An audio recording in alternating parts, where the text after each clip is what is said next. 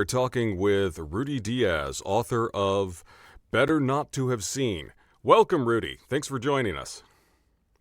Thank you for inviting me. I'm glad to be part of this project. Yeah, tell us about your work, your family, your faith, things like that.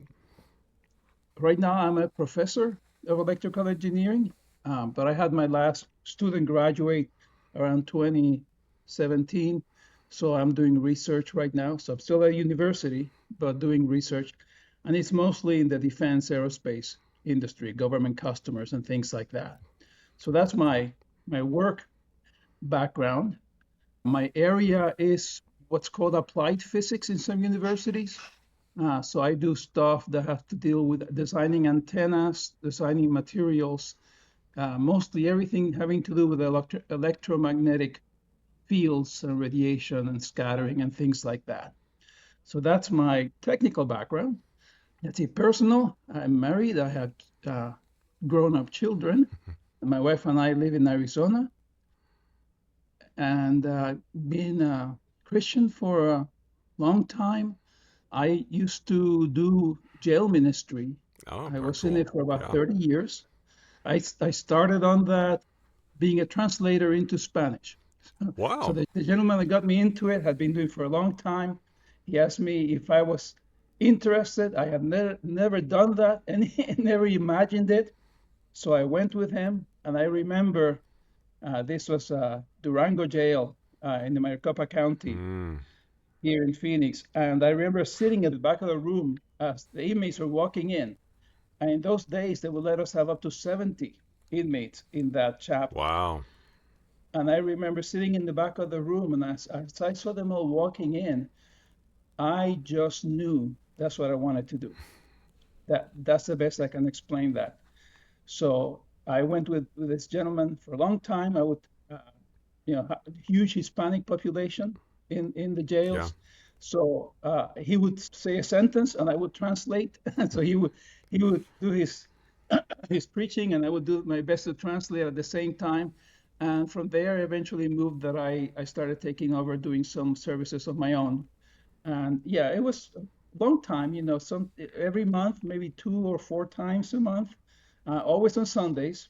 I guess anyone who wants to get into jail ministry, pick a Sunday service, because no one wants to pick a Sunday service because everyone wants to be in their own church Sure. on Sunday. So that's what I always did, Sundays, and I've done both English and Spanish. Once the COVID-19, the pandemic hit, that was you couldn't get in there, and Sure. all the Yeah. contact restrictions. So it became very hard at That that impacted a time. lot of things. Yeah. Yeah, so I stopped around that time. So it was approximately 30 years doing that. Wow. That's amazing. That is really cool. Well, your story is called Better Not to Have Seen. Tell us a little bit about the story. Can you give us a synopsis? Kind of how did you come up with the idea? That sort of thing. Oh, okay. That story is really the first section of a whole book. Oh, Um, the main character has been with me for a long time. I think you would find that talking to other authors, characters have a life of their own. Yeah, so a lot of times I see a character first, and they start building building the story around that character. So this character in my mind was part of a story. It was always military sci-fi, hmm. and there's a future set of books, not written yet, in which this technology of which appears in the story, which I call entropy exchange engines. Hmm. It allows you to modify the local time frame Yeah.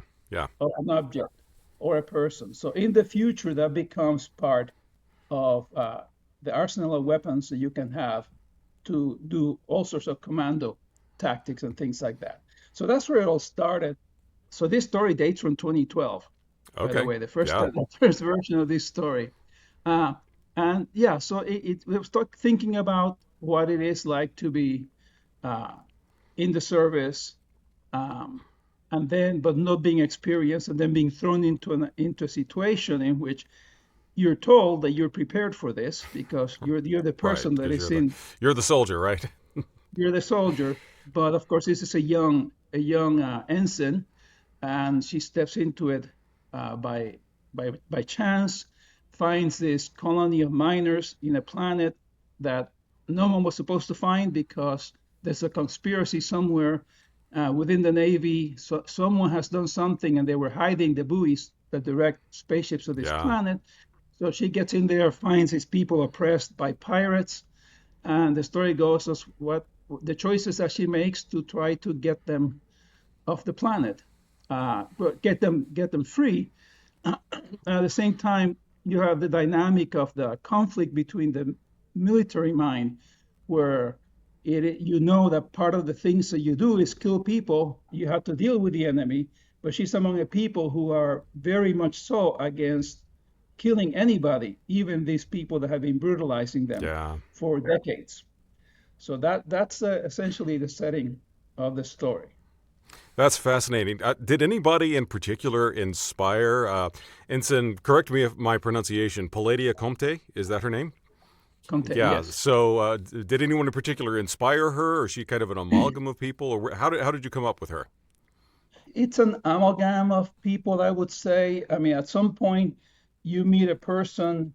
I like to draw, so Mm. I'm an artist. So I look at things. I grew up drawing comics or learning to draw from comics. So as you go around in life, you meet people and you see a face that says, "Wow, that face is something." So I remember that. So part of the picture of this character came from someone that I met, which fit the description, the physical description, the poise and the face, and so that just builds in with other ideas in there.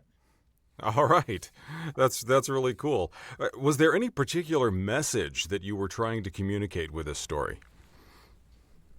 Anything you hope people get out of it? Yeah, I would say you have a duty in your normal life. In this case, she's a soldier. Hmm. He's trying to do that, respecting what these people are not willing to do. Yeah. Uh, but she, as a character, is not a believer. Hmm. She has the history. She has a military family history, no particular background that you can tell in this story or any of the other stories that come after this one, that she's a believer. She may have heard of it, but she's not. And then she's faced with these people who are making a choice that makes no sense to her, Right. precisely because they are believers. Yeah. Yeah. And the challenge of what I wanted to do, one of the things that I wanted to do in the story is you're talking about the future. So how do you present Christianity Hmm.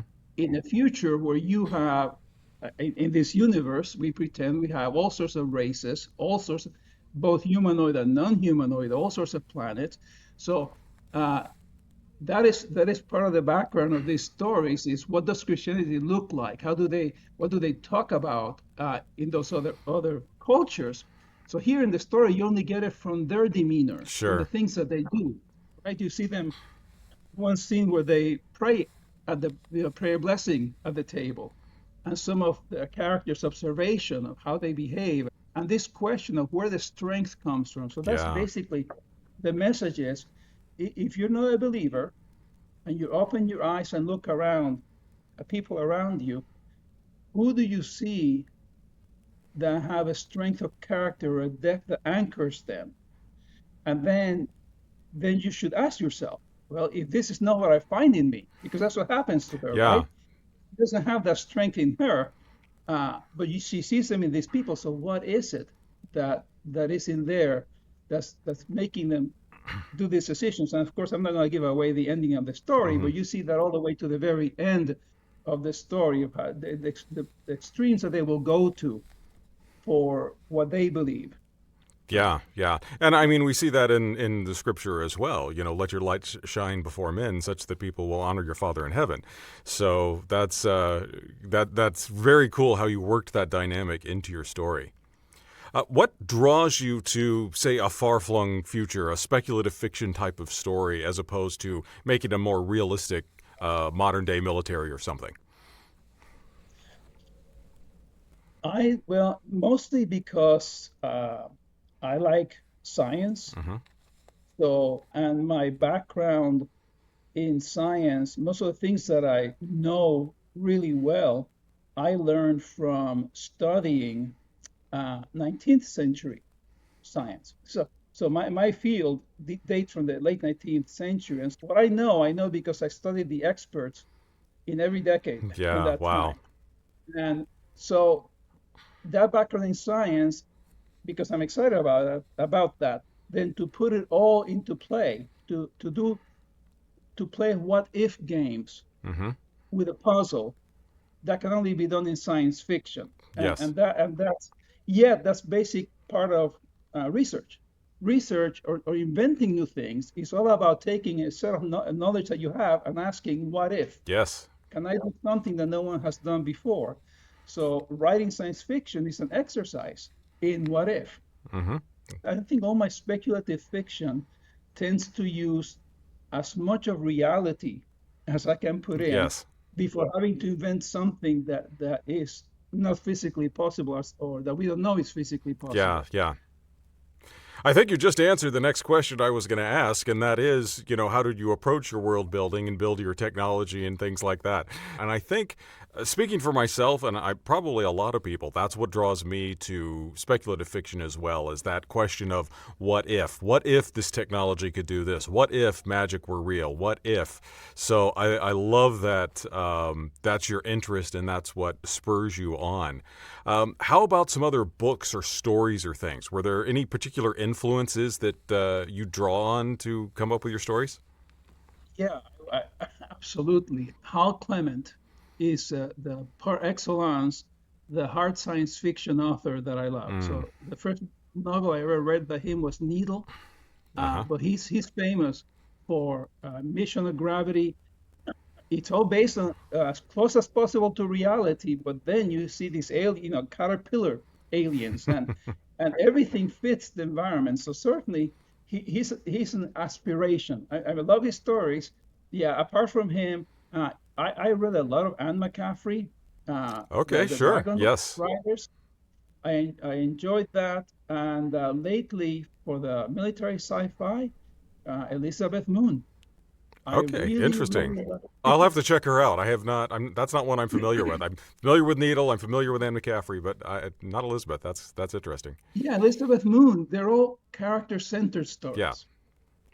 And they have female lead characters. And you notice that I have a female lead Yes, I character. did. Well, that's Hmm. because I have daughters. So a lot Okay. of these stories are written for them to read. That's absolutely outstanding. All right. Well, thank you again for being here. Are there any last things you'd like to tell us about yourself, your family, your stories, anything like that? To anyone that wants to write, never give up. Like I said, this story has been around since 2012. Yeah. And so you'll find the right place. And the other comment is never stop editing. You can always make a story tighter and better Hmm. if you have the time to commit to it. And then you'll know that it's ready to have someone take a look at it. Thank you so much again, Rudy. We loved your story. I'm looking forward to seeing more of your work. Thanks for sharing your thoughts with us. And remember, everybody, you can read his story at luminousrealms.com. It's in the July 2026 issue. Thanks again. Thank you, John.